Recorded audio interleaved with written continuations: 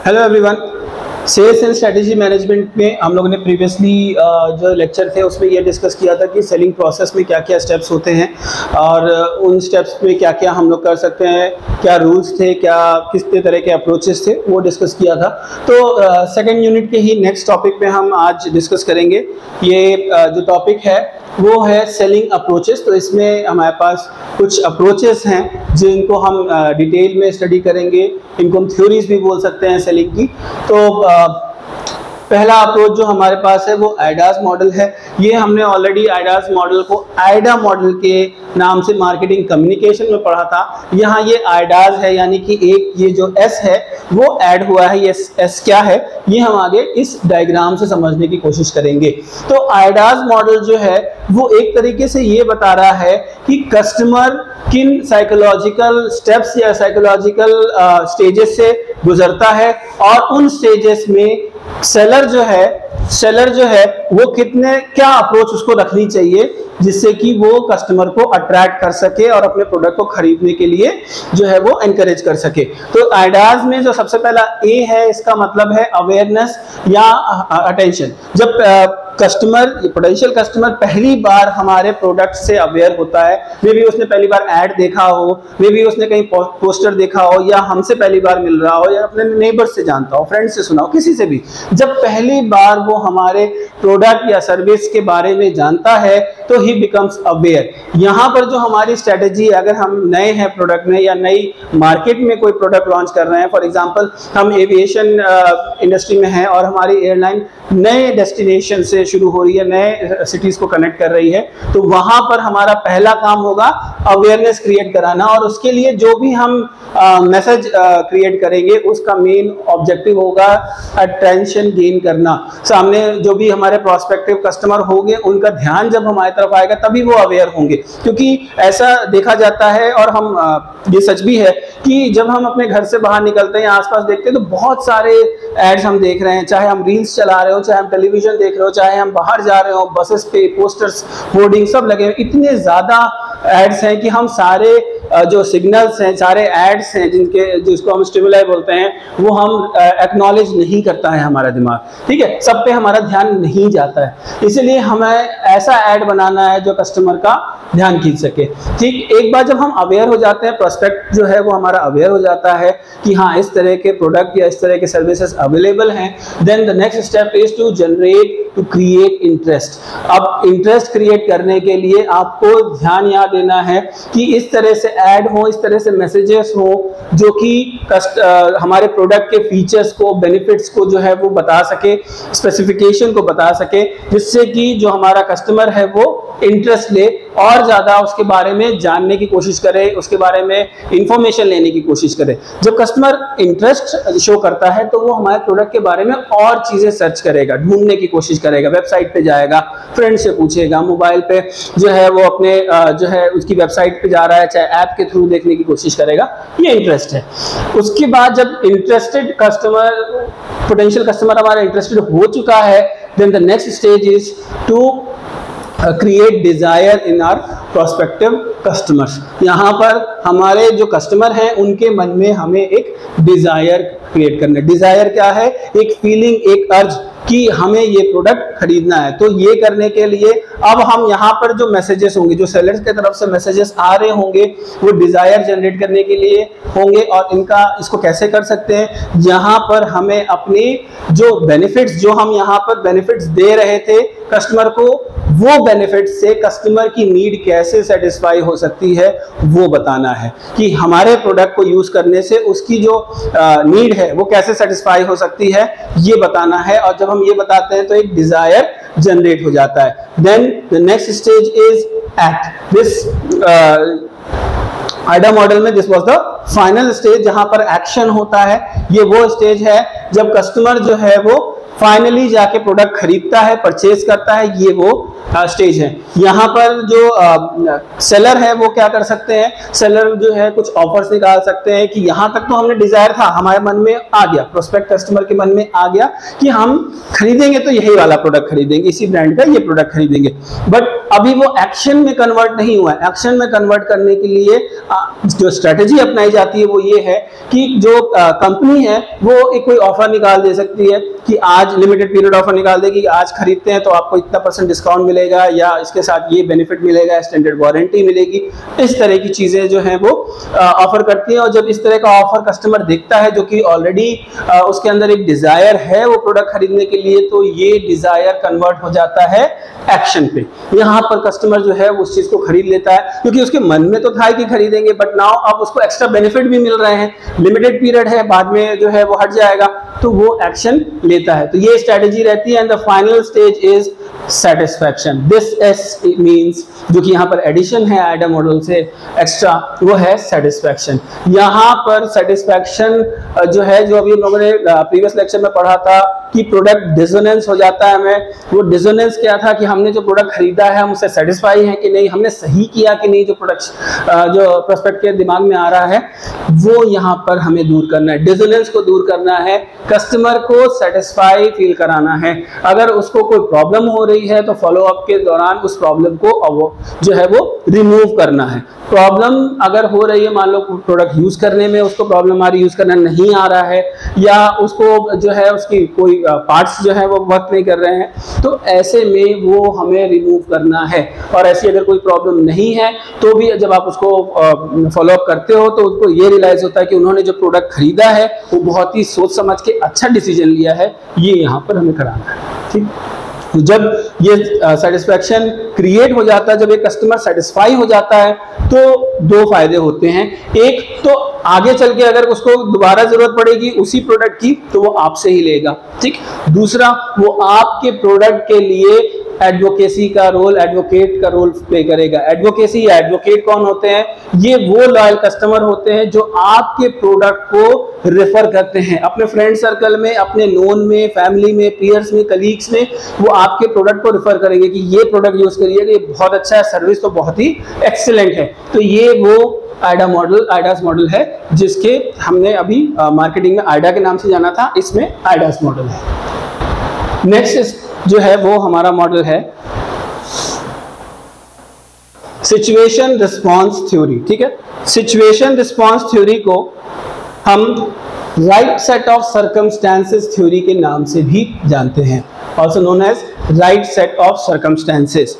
यहाँ पर इस थ्योरी का जो मेन लॉजिक है वो ये है कि अगर कस्टमर को एक डेफिनेट एनवायरमेंटल कंडीशन दी जाए, एक प्री प्लान्ड एनवायरनमेंट सिचुएशन दी जाए, प्री प्लान्ड एनवायरनमेंट कंडीशन दी जाए, तो कस्टमर जो है वो पहले से प्री प्लान्ड तरीके से, प्रिडिक्टेबल तरीके से ही रिस्पॉन्स करेगा।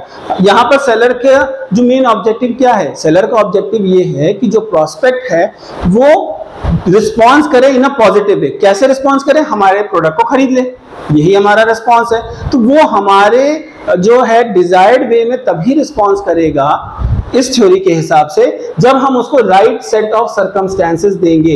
यानी ये जिम्मेदारी सेल्स पर्सन की है कि वो एक सर्कमस्टेंस, एक सिचुएशन, एक एनवायरनमेंट ऐसा क्रिएट करे जिसमें कि जो रिस्पॉन्स है प्रोस्पेक्ट कस्टमर का वो पॉजिटिव ही आए। या एक तरीके से ये थ्योरी जो है वो ये बता रही है कि कंट्रोल जो है वो सेलर के हाथ में है।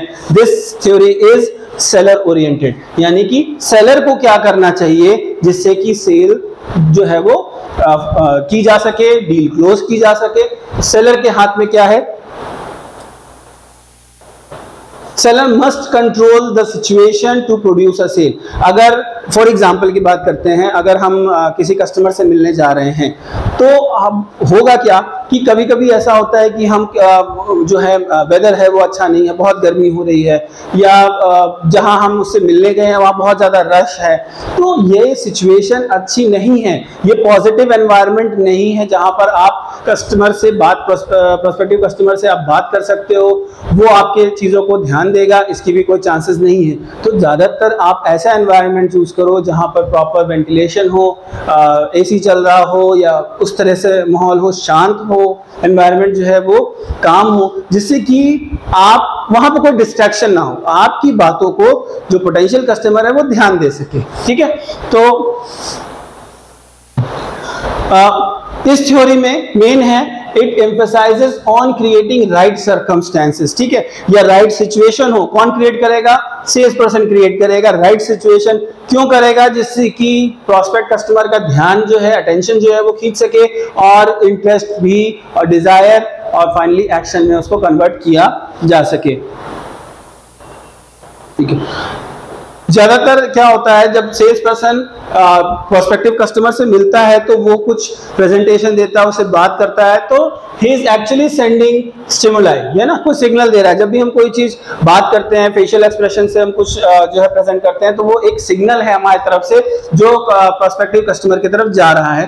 तो sales person presents the proper stimuli या अपील, और किस लिए कर रहा है? जिससे कि एक डिजायर्ड रिस्पॉन्स मिल सके। दो फैक्टर्स होते हैं यहाँ पे जिनकी वजह से कस्टमर अफेक्ट होता है। There are two factors that affects customer. One is external factors. External factors are those factors that can be controlled by sales person. ये वो फैक्टर्स हैं जिनको सेल्स पर्सन कंट्रोल कर सकता है। इसमें क्या आते हैं?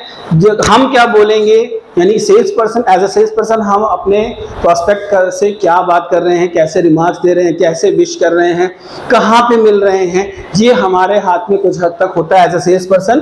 तो ये एक्सटर्नल फैक्टर्स हैं जो कि पूरी तरीके से सेल्समैन के कंट्रोल में है। इंटरनल फैक्टर्स जो होते हैं वो जो प्रोस्पेक्ट है, पोटेंशियल कस्टमर है, उसके लिए इंट्रिंसिक होते हैं, आंतरिक होते हैं। वो फैक्टर्स को हम control, as a sales person हम कंट्रोल नहीं कर सकते हैं। वो फैक्टर्स जो हैं वो कस्टमर के लिए इंटरनल ही होते हैं। फॉर एग्जाम्पल उसकी एजुकेशन, उसकी थिंकिंग, उसका एटीट्यूड, उसके बिलीफ जो होते हैं वो उसके इंटरनल फैक्टर्स होते हैं। उन चीजों को हम चेंज नहीं कर सकते हैं। These are internal factors and this theory believes that external factors can be changed for positive response. Next theory जो है वो है buying formula theory. Buying formula theory जो है वो है बायर ओरिएंटेड। इससे पहले क्या था? सेलर ओरिएंटेड थी। Situation response theory seller oriented है, जिसमें सेलर क्या कर सकता है उसको कंट्रोल करने में। बायर जो है बाइंग जो थ्योरी है ये बायर ओरिएंटेड थ्योरी है। इसका मतलब ये है कि बायर्स की जो नीड्स हैं, जो उनकी प्रॉब्लम है, उनकी क्या वांट है, उस पे यहाँ फोकस किया गया है, उस पे यहाँ अटेंशन दिया गया है। यानी प्राइम इंपॉर्टेंस किसको दी जा रही है? बायर की नीड्स को। ठीक है, देन यहां पर सेल्स पर्सन का क्या रोल है? यहां सेल्स पर्सन का रोल ये है कि सेल्स पर्सन को हेल्प करनी है बायर को, जिससे कि उसकी नीड को वो फुलफिल करा सके। यानी कि कस्टमर के पास कोई नीड है, वो उस नीड को सेटिस्फाई कराना चाहता है, और उस नीड को वो सेटिस्फाई कैसे कर सकता है? सेलर उसका सोल्यूशन देगा कि बायर अपनी नीड को कैसे फुलफिल कर सकता है। और वो कैसे करेगा? वो अपने प्रोडक्ट के थ्रू उसकी जो है वो नीड को फुलफिल या सेटिस्फाई करने की कोशिश करेगा। इंटरनल फैक्टर्स यहाँ ज्यादा मेजर रोल प्ले कर रहे हैं। इससे पहले वाली सिचुएशन थ्योरी जो थी उसमें एक्सटर्नल फैक्टर्स का मेजर रोल था, क्योंकि उसको हम कंट्रोल कर सकते थे एज अ सेल्स पर्सन। यहाँ पर इंटरनल फैक्टर्स हैं जो कि इंट्रिंसिक हैं, क्योंकि नीड है या उसकी जो कोई प्रॉब्लम है वो बायर की थिंकिंग, एजुकेशन और उसकी जो है लाइकनेस और डिसलाइक्स पे डिपेंड करती है। ठीक है, और उसके बाद इंटरनल फैक्टर्स के अलावा बायर, देखो सबसे पहले शुरुआत कहां से होती है कि जो बायर है उसको नीड की रिकॉग्निशन होता है। यानी कि नीड क्या है? नीड की डेफिनेशन अगर देखें तो it is a state of deprivation. ठीक है, deprivation of some basic satisfaction, यानी कि किसी भी बेसिक सेटिस्फैक्शन की डेप्रीवेशन है या कमी है। तो नीड की ये डेफिनेशन, अगर किसी सेटिस्फैक्शन की कमी है तो उसे हम बोलते हैं नीड। तो बायर को यहाँ पता चलता है कि उसके किसी सेटिस्फैक्शन की कमी है। फॉर एग्जांपल अगर दे दे, अगर हमारे बॉडी में वाटर की कमी हो जाती है तो वो प्यास के, थर्स्ट के रूप में हमें दिखती है, तो वो वहाँ हमें जो है हमारे दिमाग में आता है कि हमें हमारे अंदर पानी की या लिक्विड की कमी है। तब हम जो है हमारे अंदर एक नीड जो है वो जनरेट होती है कि हमें कोई ड्रिंक लेनी चाहिए, हमें चाहे पानी मिले, चाहे कोल्ड ड्रिंक मिले, चाहे जूस मिले, ये हमें चाहिए। तो जब हमें रिकॉग्नाइज करते हैं कि हमें पानी पीना चाहिए, हमें प्यास लगी है, तो ये पहली स्टेप होती है। अब अगर हमें प्यास लगी है और उसको बुझाना है तो उस नीड को कैसे सेटिस्फाई कर सकते हैं? सेल्स पर्सन जो है उस नीड को सेटिस्फाई करने में हेल्प करेगा। वहां पर बायर को सोल्यूशन देके कि आप हमारे प्रोडक्ट को यूज करो, आप हमारे प्रोडक्ट को यूज करोगे, हमारे ब्रांड के प्रोडक्ट को करोगे या हमारी सर्विस को यूज करोगे तो आपका जो नीड है वो सेटिस्फाई हो जाएगी। एग्जांपल के तौर पे जैसे अभी हमने बताया कि अगर हमें प्यास लगी है, ठीक है, हमें थर्स्ट लगी है, तो हमें पानी की जरूरत है। उसी समय अगर सेल्स पर्सन आता है और ऑफर करता है कि ये इस ब्रांड का पानी लीजिए, एक्वाफिना वाले हो चाहे बिसलरी, कोई भी ब्रांड हो, अगर वो हमें उस समय ऑफर करते हैं तो ये चीज होगी कि हमारी प्रॉब्लम का जो सोल्यूशन है वो सेल्स पर्सन प्रोवाइड कर रहा है। इसी तरीके से कई जो है कस्टमर की नीड्स कॉम्प्लेक्स भी होती हैं। फॉर एग्जांपल आप अगर कोई स्टूडेंट है वो एजुकेशनल इंस्टीट्यूट ढूंढ रहा है, सर्च कर रहा है, उसको उसकी कुछ बेसिक क्राइटेरिया है, बट उसको एजुकेशन इंस्टीट्यूशन में किसी पर्टिकुलर कोर्स में एडमिशन लेना है। अब यहाँ पर सेल्स पर्सन की जो रिस्पॉन्सिबिलिटी है according to this theory is कि बायर को वो सोल्यूशन प्रोवाइड करे, क्योंकि उसकी प्रॉब्लम है, उसे किसी कोर्स में एनरोल होना है और उस कोर्स को एनरोल होने के लिए सेलर क्या कर सकता है, सेल्स पर्सन क्या कर सकता है, उसे बता सकता है कि हमारे कोर्स में आप अगर एनरोल होते हैं तो आपकी जो ये नीड है इस पर्टिकुलर कोर्स की, इस पर्टिकुलर नॉलेज की, डिग्री की, वो फुलफिल हो जाएगी। तो ये थ्योरी थी। इसमें जो मेन फोकस करने वाली बात या अटेंशन पे करने वाली बात ये है कि सेल्स पर्सन को ये इंश्योर करना है कि जो प्रोडक्ट है हमारा, ये जो ब्रांड हम जो सॉल्यूशन ऑफर कर रहे हैं पोटेंशियल कस्टमर को, कस्टमर उसको एडिक्वेट समझे, उसको लगे कि हाँ यही सॉल्यूशन है। हम डायग्राम से इसको समझने की कोशिश करेंगे। ये ठीक है। तो यहाँ पर सबसे पहले नीड या प्रॉब्लम बायर को हुई, उसको किसी चीज की जरूरत है, उसको कोई प्रॉब्लम है। Then our sales person will provide solution in the form of product और सर्विस और ब्रांड। ठीक है, इस तरह का जो है वो सॉल्यूशन प्रोवाइड करेंगे। जब यहाँ सॉल्यूशन प्रोवाइड करेंगे तो यहाँ दो कंडीशन आती है। दोनों कंडीशन जो है वो कस्टमर के हिसाब से फुलफिल होनी चाहिए। पहले एडुकेसी, ये जो प्रोडक्ट है, सर्विस है, ब्रांड है, कस्टमर इसको एडुकेट समझे, सही समझे कि हाँ इस प्रोडक्ट को, इस सर्विस को या इस ब्रांड को हम यूज करेंगे तो हमारी नीड फुलफिल हो जाएगी। This solution is educate. अगर एडुकेट है देन प्लेजेंट फीलिंग्स, और उस जो कस्टमर है उसके अंदर एक प्रेजेंट फीलिंग आनी चाहिए कि नहीं यही चीज है, यही प्रोडक्ट है, इसको हमें ले लेना चाहिए और इससे हमारी नीड फुलफिल हो जाएगी। जब ये दोनों कंडीशन फुलफिल हो जाती है then customer make final purchase, और फाइनल परचेज के बाद जब वो उसको यूज करता है प्रोडक्ट को तो यहाँ पर उसको सेटिस्फैक्शन मिलेगा या डिससेटिस्फैक्शन मिलेगा, वो डिपेंड करता है प्रोडक्ट की क्वालिटी और आफ्टर सेल सर्विस पे। तो ये थ्योरी थी हमारी। नेक्स्ट जो थ्योरी है वो है behavioural equation theory. Behavioural equation theory में जो सेलिंग प्रोसेस है इसको एक फॉर्मूले के हिसाब से जो है वो एक्सप्लेन किया गया है, और ये थ्योरी दी थी J.A. हॉवर्ड ने, जिन्होंने ये एक्सप्लेन किया था बायर बिहेवियर जो होता है वो एक डिसीजन प्रोसेस है, परचेजिंग डिसीजन प्रोसेस है जो कई फेजेस से गुजरता है। J.A. हॉवर्ड ने इसको एक लर्निंग प्रोसेस की तरह एक्सप्लेन किया है।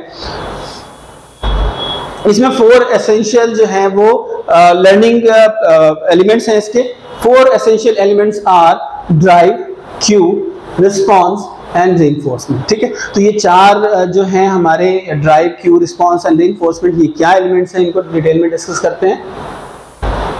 First drive. देखो ड्राइव क्या होती है, एक अर्ज होती है, एक डिजायर होती है, एक अंदर से अर्ज होती है कि नहीं हमें ये प्रोडक्ट खरीद लेना चाहिए, हमें इस प्रोडक्ट की बहुत ज्यादा नीड है। ठीक है, तो drives are strong internal stimuli. तो ये जो ड्राइव है ये स्ट्रॉन्ग स्टिमुली होती है। ये जो अर्ज है, ये जो डिजायर है, ये बहुत ज्यादा स्ट्रॉन्ग होता है कि नहीं हमें ये अब प्रोडक्ट खरीद लेना चाहिए या इस प्रॉब्लम की सॉल्यूशन फाइंड करना बहुत जरूरी है। ठीक, जो ड्राइव होते हैं वो भी दो तरह के होते हैं। एक होती है इनेट ड्राइव्स। इनेट ड्राइव्स जो होती हैं वो फिजियोलॉजिकल ड्राइव्स होती हैं, जैसे कि हंगर, थर्स्ट, पेन, कोल्ड, तो ये इनेट ड्राइव है। जब हमको बहुत ज्यादा प्यास लगती है तो ये एक इनेट ड्राइव है, और जब हमको बहुत ज्यादा प्यास लगती है तो हमको अंदर एक जो ड्राइव है, जो अर्ज है, बहुत स्ट्रांग होती है कि हमें पानी चाहिए ही चाहिए। तो ये इनेट ड्राइव है, फिजियोलॉजिकल ड्राइव थी। नेक्स्ट ये लर्न ड्राइव है। लर्न ड्राइव क्या होती है? As we proceed in our life, जैसे जैसे हम अपने लाइफ में आगे बढ़ते हैं, चीजें हम सीखते हैं, एक्वायर्ड नीड होती है, उसी तरीके से ये एक्वायर्ड ड्राइव्स होती है। ये चीजें हम सीखते हैं। For example striving for status करना, सोशल अप्रूवल लेना, रिकॉग्निशन पाना, अवार्ड पाना, ये जो ड्राइव्स होती हैं ये जो है वो लर्न ड्राइव्स होती हैं। यहाँ पर हम एग्जांपल ले सकते हैं, अगर कोई इंसान जॉब कर रहा है तो उसके अंदर एक अर्ज होगी कि वो टॉप पोजीशन पे पहुंचे, वो प्रमोशन लेके टॉप पोजीशन पहुंचे, एक particular employ of the month का वो अवार्ड जीते, तो ये एक स्ट्रॉन्ग ड्राइव है, ये एक लर्न ड्राइव है। और मार्केट में सबसे ज्यादा जो डोमिनेंट ड्राइव है वो है इकोनॉमिकली एडवांस सोसाइटीज में ये वाली ड्राइव, लर्न्ड ड्राइव, ठीक है, एक्वायर्ड ड्राइव। तो मार्केट में फॉर एग्जांपल अगर कोई स्टेटस सीकर है, जिसको स्टेटस जो है दिखाना है, शो करना है कि हमारा स्टेटस अच्छा है, तो ये ड्राइव उसकी बेसिक नीड को ओवरकम करेगी। वो महंगे प्रोडक्ट खरीदेगा, लग्जरी प्रोडक्ट खरीदेगा, जिससे कि उसके स्टेटस को दिख सके, भले ये उसकी बेसिक नीड को फुलफिल नहीं कर रही है। मतलब बेसिक नीड क्या होगी? एक टेलीफोन, मान लो फोन खरीदना है, तो बेसिक नीड क्या है कि हम उससे कम्युनिकेशन कर सकें, इंटरनेट ब्राउज कर सकें, बेसिक नीड है, कोई भी फोन कर सकता है। लेकिन जो स्टेटस सीकर होगा, जिसकी लर्न ड्राइव होगी स्टेटस पाना, वो एक्सपेंसिव फोन खरीदेगा, जैसे कि उसकी ये जो ड्राइव है वो फुलफिल हो। ये हमेशा डोमिनेटिंग ड्राइव होती है, ये जो ड्राइव है ये हमेशा डोमिनेटिंग होती है। क्यों आर वीक स्टिमुली, ये भी एक जो है अर्ज ही होती है, डिजायर ही होता है, but these are weak stimuli. एक तरह का हिंट होता है अंदर से, एक जो है वो हल्का हिंट होता है कि हमें प्रोडक्ट खरीदना चाहिए, कैसे रिस्पॉन्स करेंगे। इसमें जो है क्यूज होते हैं दो तरीके के, एक हो गए ट्रिगरिंग क्यूज। ट्रिगरिंग क्यूज क्या होते हैं? ट्रिगरिंग क्यूज वो होते हैं जो हमारे परचेज डिसीजन को एक्टिवेट कर देते हैं। जब हमें ट्रिगरिंग क्यूज मिलते हैं तो हमारा जो डिसीजन मेकिंग का प्रोसेस है वो एक्टिवेट हो जाता है। अब हम जो है परचेज जो है डिसीजन के लिए ढूंढना शुरू कर देते हैं कि हमें खरीदना चाहिए, हमें क्या खरीदना चाहिए। ये जो हमारा डिसीजन है वो इनिशिएट हो जाता है। और नॉन ट्रिगरिंग क्यूज वो होते हैं जो डिसीजन को तो इन्फ्लुएंस करते हैं, प्रोसेस को इन्फ्लुएंस करेंगे, बट एक्टिवेट नहीं करेंगे, स्टार्ट नहीं करेंगे। ट्रिगरिंग का, क्योंकि नाम ही ट्रिगरिंग है, ये इनिशिएट करता है कि हम परचेज डिसीजन को इनिशिएट करें। और ये जो है ये इनिशिएट नहीं करता है, ये लेकिन अफेक्ट करता है। अगर इसको दूसरे एग्जांपल से समझे तो ट्रिगरिंग क्यूज जो है वो बायर को बाइंग पॉइंट तक ले जाते हैं, और नॉन ट्रिगरिंग क्यूज जो हैं वो प्रोडक्ट सिलेक्शन में हेल्प करते हैं। ठीक है, तो ये एक बेसिक डिफरेंस है triggering and non triggering cues का। नॉन ट्रिगरिंग क्यूज भी दो तरीके के होते हैं। प्रोडक्ट क्यूज जो कि एक्सटर्नल स्टिमुली हैं, जब हम प्रोडक्ट को देखते हैं तो जो फीचर्स हमको दिखते हैं, जो हम देखते हैं टैंजिबल चीजें जो भी हैं, जैसे कलर हो गया, वेट हो गया, प्राइस हो गई, ये जो चीजें हम देख रहे हैं ये इनकी प्रोडक्ट क्यूज होते हैं। इंफॉर्मेशनल क्यूज वो होते हैं जो ऐड के जो इंफॉर्मेशन प्रोवाइड करते हैं। जब हम प्रोडक्ट के बारे में इंफॉर्मेशन ले रहे हैं, किसी भी तरीके की इंफॉर्मेशन आ रही है, बेसिकली ये ऐड से आ रही होती है या कन्वर्सेशन किसी से कर रहे हैं तब आ रही होती है, तो ये इंफॉर्मेशनल क्यूज होते हैं।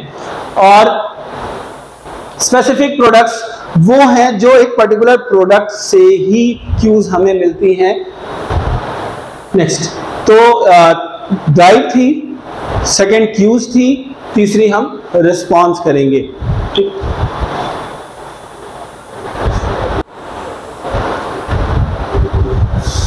हाँ, हम लोग ने ड्राइव की, दूसरी क्यू की, तीसरी जो है वो है रिस्पॉन्स। रिस्पॉन्स क्या है? जो भी एक्शन बायर ले रहा है, चाहे वो इंक्वायरी कर रहा हो, आपके शोरूम में विजिट कर रहा हो या फिर वो खरीद रहा हो, this is the response of buyer.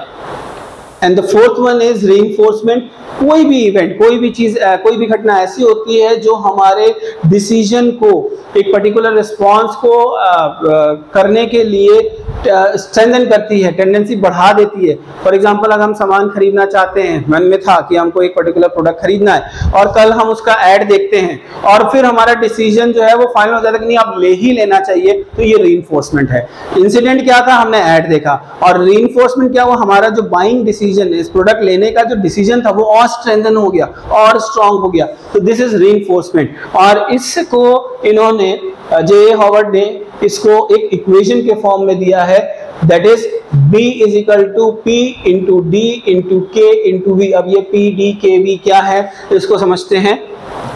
B is response of the buyer, buyer का रिस्पॉन्स क्या होगा, ये थर्ड नंबर में जो हमने पढ़ा था। एक्शन लेगा, इंक्वायरी करेगा, विजिट करेगा शोरूम, ट्रायल लेगा, क्या करेगा। P इज प्री डिस्पोजिशन और फोर्स ऑफ हैबिट, पहले से हम उस प्रोडक्ट के बारे में क्या सोचते हैं। कई लोग होते हैं जो लोग ये सोचते हैं कि महंगा फोन लेना ये अच्छी बात नहीं होती, ये हमारा प्री डिस्पोजिशन है। या कई लोगों को जो है बहुत पहले से एक डिजायर होता है कि एक इच्छा होती है कि उन्हें जो है वो 4 व्हीलर में ही चलना है, उन्हें आगे चल के 4 व्हीलर लेनी है, तो ये प्री डिस्पोजिशन हो गया। या हैबिट, आपकी हैबिट भी आपके बाइंग डिसीजन को बहुत इंपैक्ट करती है, habit. So P is predisposition और हैबिट। B ड्राइव लेवल, जो कि हमने पहले में पढ़ा था, drive that is a strong stimuli, strong desire, strong urge to buy a particular product, ये जो है वो ड्राइव D है। K इज इंसेंटिव पोटेंशियल, यानी कि अगर हम उस प्रोडक्ट को खरीद रहे हैं तो उससे हमें क्या सेटिस्फैक्शन या कितना सेटिस्फैक्शन मिलेगा। एक पर्टिकुलर प्रोडक्ट खरीदने से हमें फॉर एग्जांपल एक पर्टिकुलर प्रोडक्ट को खरीदने से हमें ज्यादा सेटिस्फैक्शन मिलेगा और दूसरे प्रोडक्ट को खरीदने से कम सेटिस्फैक्शन मिलेगा, तो K उस वैल्यू को दिखा रहा है, ठीक है। तो K इज इंसेंटिव पोटेंशियल की कस्टमर को या बायर को कितना सेटिस्फैक्शन मिल सकता है। And V is intensity of all cues, intensity of cues. Cues हमने जो है सेकंड नंबर पे पढ़ा था, क्यूज मींस अ हिंट, एक वीक स्टिमुलाई है जिसमें कि ट्रिगरिंग क्यूज और नॉन ट्रिगरिंग क्यूज थे, वो इसमें आते हैं, तो इनकी इंटेंसिटी क्या है। और यहाँ ध्यान देने वाली बात है कि इन सब का प्रोडक्ट यानी मल्टीप्लिकेशन जो है वो हमारे बायर के रिस्पॉन्स को अफेक्ट करता है। कुछ पॉइंट्स हैं इसी थ्योरी से रिलेटेड, यानी कि यहाँ ध्यान देने वाली बात है, जितने भी रिलेशन थे वो मल्टीप्लिकेशन वाले थे। आप देख सकते हैं इसमें B is equal to P into D into K into V, यानी कि मल्टीप्लिकेशन का जो है रिलेशन है। और अगर कोई भी वेरिएबल यहाँ 0 हो जाएगा तो उसका प्रोडक्ट भी 0 होगा। ये हम मैथ के रूल को जानते हैं, बेसिक मैथ है। Multiplication of 0 of with any number is equal to 0, 2 into 0 will always be 0। तो यहाँ पर भी वो यही बताना चाहते हैं कि अगर जैसे आप ये देखें एग्जांपल में कि if no matter how much P is, if individual is unmotivated, that is D is equal to 0, B is always 0। ठीक है, P यानी प्री डिस्पोजिशन आपका कितना भी अच्छा हो, हमें कितनी भी हैबिट हो, हमें कितना भी अंदर डिजायर हो कि हमें 4 व्हीलर चाहिए, बट अभी हमारे अंदर ड्राइव नहीं है कि हम उसको खरीदें। अच्छा है, 4 व्हीलर से सबकी इच्छा होती चलने की, बट अभी जो है उसके अंदर ऐसी डिजायर नहीं है, मे बी उसकी फाइनेंशियल सिचुएशन वैसी ना हो, अभी ड्राइव नहीं है, ये 0 हो जाता है, तो P into 0 will always be 0। अगर K की वैल्यू 1 थी, V की वैल्यू 1 थी, P की वैल्यू 4 थी, लेकिन D की वैल्यू अगर 0 है तो 0 ही होगा, बायर का रिस्पांस भी 0 ही होगा। इस इक्वेशन से इन्होंने जे हॉवर्ड ने ये थ्योरी समझाई है, ठीक है। So this was the approaches of selling. Hopefully आपको सब समझ में आया हो, अगर नहीं समझ में आया है please feel free to contact me. Okay, thank you.